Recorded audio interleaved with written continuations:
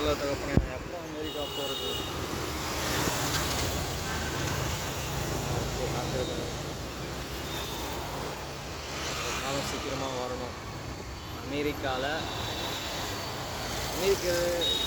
முக்கியமாக எனக்கு பிடிச்ச இடம் பார்த்தீங்கன்னா ஆமிஷ் பீப்புள்.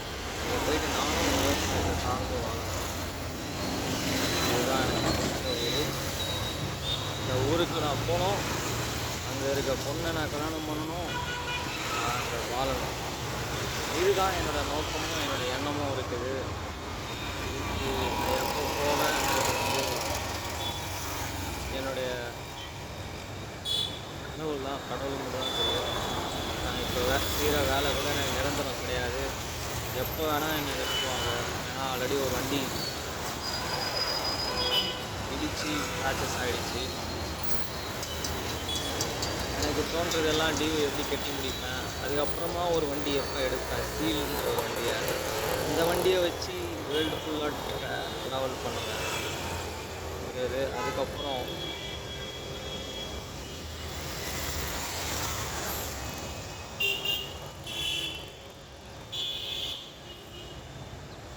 அது டியூவில் எடுக்க மாட்டேன். அது ஃபுல் பேமெண்ட் பண்ணி தான் எடுக்கணும். நான் ஆல்ரெடி டியூவில் எடுத்ததே ஏகப்பட்ட பிரச்சனை. என்னோடய காசு தான் அதிகமாக நான் போட்டிருக்கேன். எல்லாம் எனக்கு செய்வார். நேற்று ஒரு சின்ன ஒரு ஆக்சிடெண்ட்டு. திடீர்னு ஒரு முஸ்லீம் ஃபேமிலி போலீஸை பார்த்து நின்றுட்டாங்க, சிக்னல் பாஸ் பண்ணாமல். அவங்க வண்டியில் போய் நான் என் வண்டி இடித்து என் கையில் இந்த இடத்துல ஒரு சின்ன காயம்.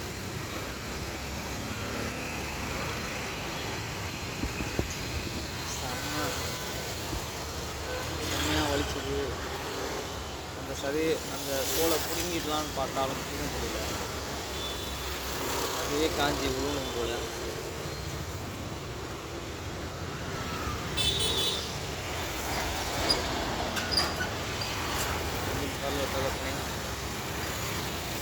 அமெரிக்காவுக்கு உலக வாழ்க்கையில் எனக்கு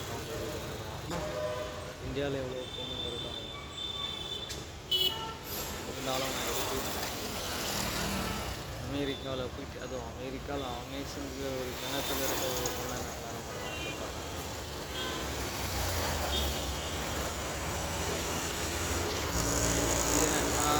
எனக்கு தோன்றதா இல்லாட்டி நீங்கள் எனக்கு உணர்த்தினத விஷயமா எனக்கு தெரியல. நீங்கள் செய்வீங்க, ஆனால் அது நல்லா தெரியும்.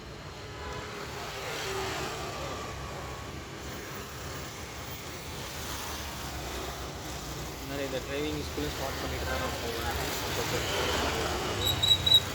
அதுக்கு ஜிஎஸ்டி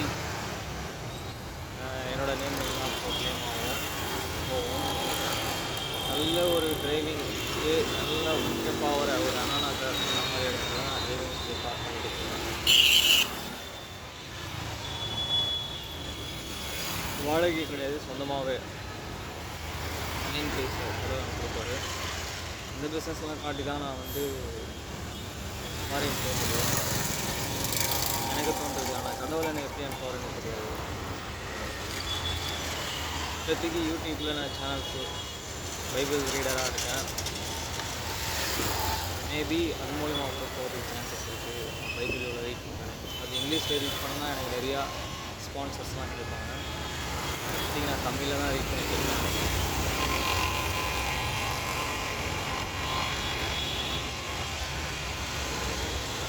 கடவுளை அனுப்புவார். அப்புறம்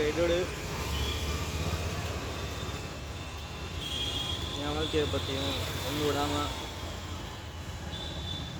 நல்லவற்று எல்லாத்தையும் நான் என்னுடைய யூடியூப்பில் ஷேர் பண்ணுவேன்.